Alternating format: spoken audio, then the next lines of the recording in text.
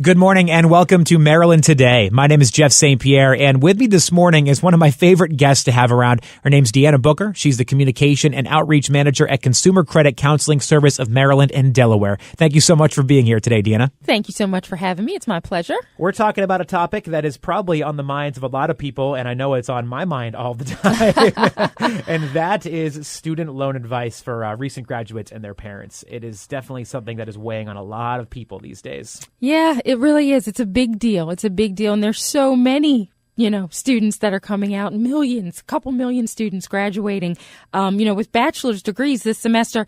And there's so much that they're going to have to contend with.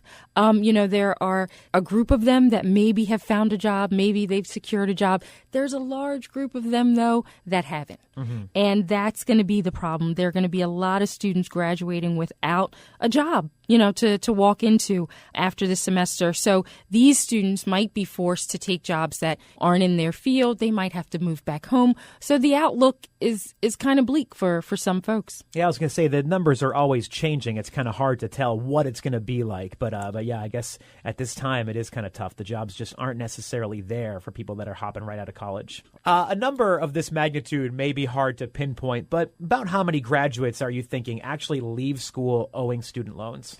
This is going to blow your mind. I think it's about 94, 95%. 94%.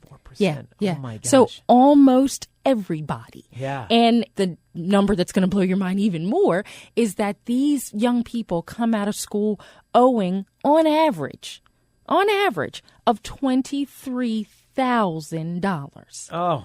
So it's mind-numbing. It really is mind-numbing. Student loan debt now has increased over the last few years. Student loan debt is now, there's more money owed in student loans than there is owed on credit cards. So it's a humongous thing. It really is. I was actually reading a statistic that in 2007 to 2008, lenders provided about $17 billion in private loans, and that's a 592% increase from a decade earlier. 592%. Right. I didn't know percentages went Could that go high. that high, right. It's really, really crazy. It really is. It's unbelievable how much money is out there. You know what? A lot of it is coming out of my pocket. I have to. It's like having 2 rent payments a month sometimes. It is. There are some students who graduate with a debt load that is equal to a mortgage payment, a mortgage.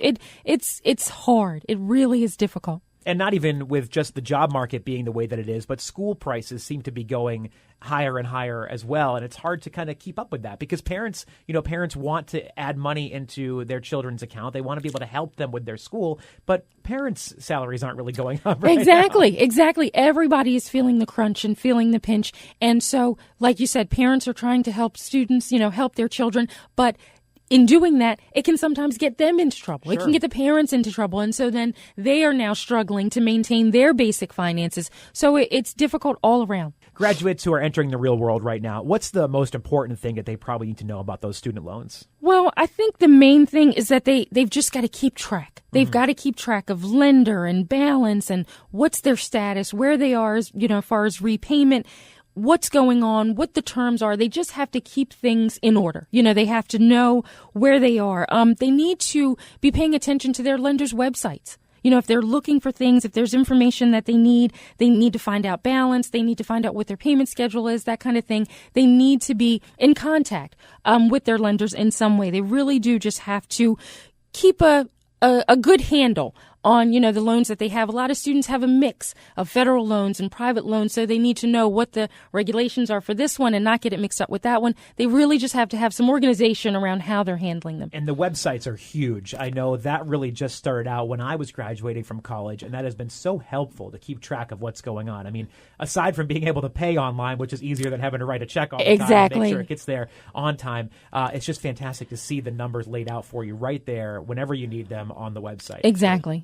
And that's how most young people are communicating, and they're keeping up these days. So it's perfect. It's perfect for them to have all that information right there at their fingertips. Let's talk about the grace periods. When you graduate, you're generally not going to start paying them immediately, the day after you graduate. What's that all about? Well, the grace period varies, but it is that time between when you graduate and when the loans come due. So it really, again, just depends. This is another thing that folks need to keep a check on. They need to watch and figure out, when does my grace period run out? so they can understand when I'm supposed to start paying, when do I need to make a payment arrangement so they don't get into trouble right off the bat, for lack of knowing. But the grace period differs. It just depends on the loan. For federal loans like Stafford loans, it's usually like 6 months. After you graduate, that's when the payment is going to come due. The private loan grace periods can differ. So, again, it's something that students need to contact their lenders about. I have something with mine that is called the graduated payment. So when I first started paying things back, I was paying a little bit less. But as time has gone on, I guess they assume that I'm getting better jobs. They assume that I'm making more money. Right, making those assumptions. Yes, exactly. So the bills are getting a little bit higher as time goes on. So I'm finding that my paybacks are increasing a little bit. What other repayment options are available to graduates who owe student loans? Again, like I've said a couple times, it just does depend on what kind of loan you have. But there are different sorts of loan repayment options. They're individualized. Some lenders refer to them as income-based repayment options. That's one of them. And it is based on, that borrower's income. So there are all kinds of things, all kinds of options that different lenders have made available for students. But you really have to check them out. You have to know all the terms. When are you going to be responsible for paying interest versus principal, that kind of thing. So there are lots of ins and outs when it comes to these options, but they are out there. You really do just have to contact your lenders, though, and find out and see what you qualify for. Yeah, absolutely. And we hear a lot about federal loans because there are a lot of those options out there for people trying to go to college. But also, there are private loans. Right. Do those operate under the same way? Do they have similar repayment options? They aren't. I don't believe private loans are eligible for those income-based repayment plans. Private lenders, they might provide a little bit less, when it comes to repayment options than federal loans do. But private lenders do offer some relief. There are some things that they can do. But again, you've got to contact them. You've got to explain your situation. There's going to be a lot of information that they're going to need to get from you to figure out what you may qualify for, what help they might be able to give you. You see a lot of these situations with your job at the Consumer Credit Counseling Service of Maryland and Delaware. What's the best advice you'd give to grads as they begin repayment on their student loans? Well, the most important thing is to make your loan payments on time and in full. That's going to be the thing that if you don't do it, that's going to be what causes you the most trouble, obviously.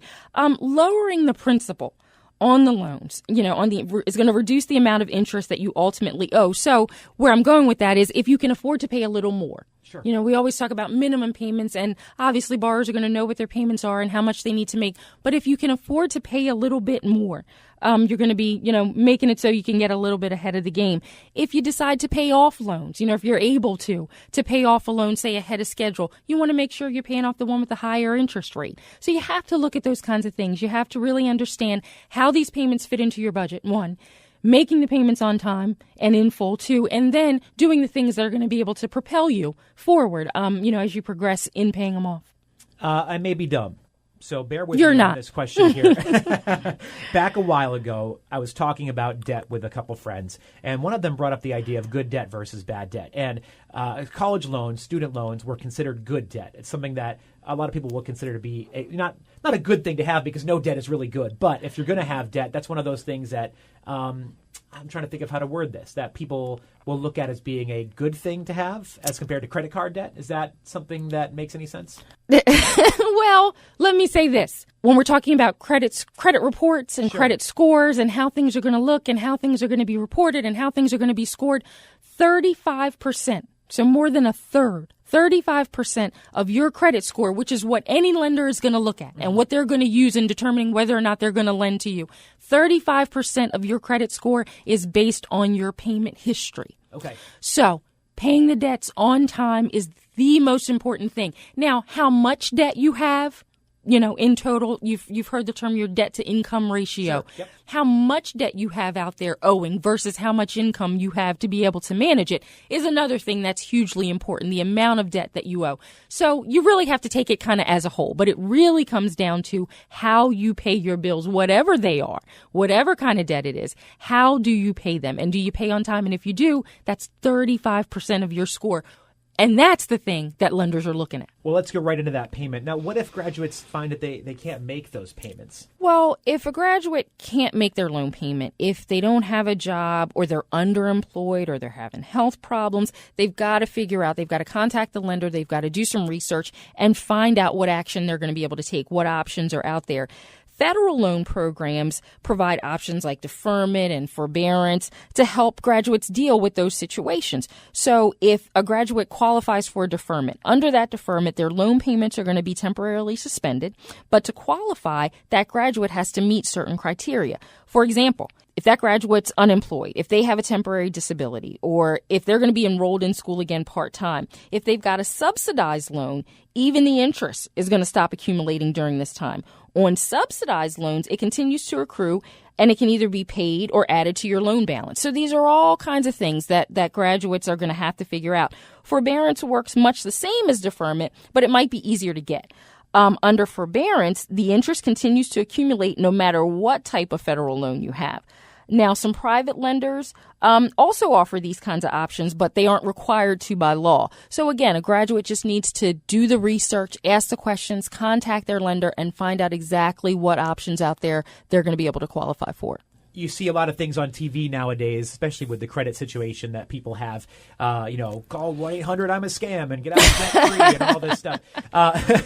It's very difficult to do that with student loans. It's not something that is easy to do. When can a student be completely canceled or forgiven for student loans? Right. It's not easy at all. You're right. Federal student loans can be canceled if the borrower dies, unfortunately. Or if, we don't want that one. Or if the borrower suffers some sort of permanent disability.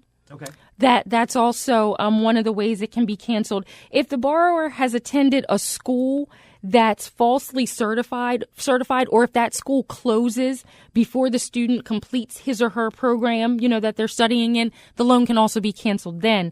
Some student loans are eligible for partial forgiveness or sometimes full forgiveness in some other cases. If you're a member of the armed forces, in some cases, if you teach or provide services to the needy, if you work in healthcare, law enforcement, that kind of thing, some government volunteer programs like Peace Corps, those kinds of places. In those sorts of instances, sometimes loans can be canceled or forgiven. Let's talk about consolidation for just a second here, too, because I hear that word a lot when it comes to student loans, and I've consolidated my own. But before we do get into a question there, just can you tell me a little bit about consolidation, just for people who might not be sure about it? What is consolidation when it comes to this? Right. Consolidation is simply just bringing all the loans together to make it so you just have one single payment to make. People have different types of loans. We have federal and we have private. Can you consolidate the two of them together, or do you have to do it separately? Well, that's an interesting question. Federal loans can be consolidated one of two ways: in a federal loan consolidation or with your private loans in a private loan consolidation. Now that, though, isn't something that I would recommend. If you have federal loans, I would say it's better to consolidate them in a federal loan consolidation because if you put them with your private loans under a private loan consolidation, then there's the potential that you're going to lose all of the valuable options that come along with having a federal loan: forbearance, deferment, that kind of thing. So it's better to keep them separate. But the best thing to do is make sure you get all the information possible before you embark on any kind of process like that. All this stuff is so confusing. Really? I'm glad that I had people with me when I was coming out of school that could help answer some of these questions for me. But so many people don't have that opportunity like I had. Right. But they could go to CCCS. They could ask some questions through you guys. Absolutely. Absolutely. Now, I understand the default rate on student loans has doubled in the past few years. If you stop making payments, how does this affect your long-term financial outlook? Well, let me say that it's never a good idea to just stop making the payments on your student loans. There are consequences, and consequences for default are severe. And there can be, really, really aggressive collection practices that lenders are going to get into, tax refund interception, non-judicial garnishments, all that kind of thing. You can get into trouble with that sort of thing if you default on the student loans. And default can destroy your credit rating. Yeah. It remains on your credit history. It's going to be there indefinitely. It makes you ineligible for those options like we were talking about earlier, deferment and things like that. So it's just not a good idea. And this, here's the thing to mention, this doesn't just apply to the graduates, but if their parents have co-signed the loans with them, then all of these things that can happen once the loan is defaulted on are going to impact the parents as well. That's a great point to make, because I know my parents would yell at me sometimes if I, for some reason, forgot to make a payment one month. Be like, "Wait, we got a letter."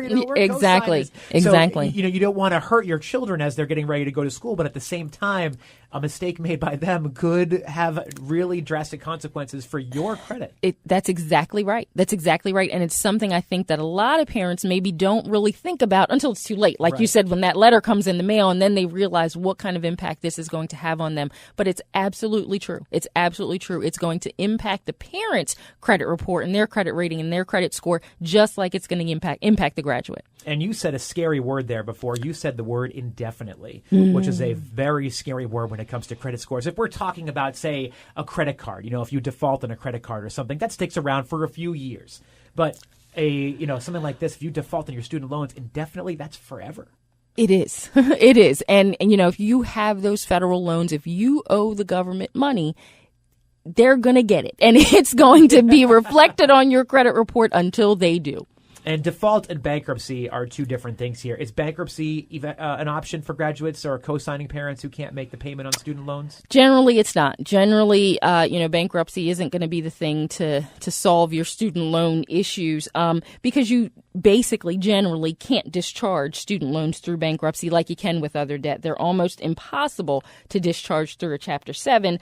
You can include them in a Chapter 13, which is a bankruptcy, but it's a repayment plan, but you're going to have to pay them. Yeah. So it's next to impossible to get out of student loan debt in bankruptcy. As you said, if you owe the government money, they are going to get it.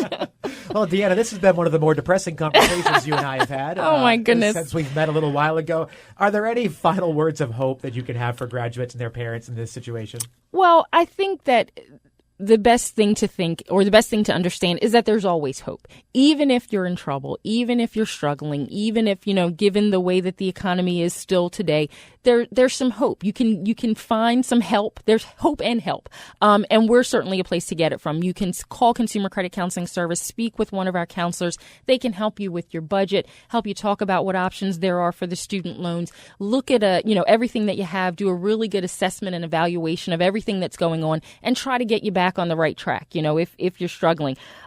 Each student loan payment you make, if you're struggling and you're making these payments and you're trying hard and you're pushing ahead, every one of these loan payments that you make is an investment in your future. So as much as you're able to, and I'm talking to graduates, as much as you're able to, pay on time, pay in full.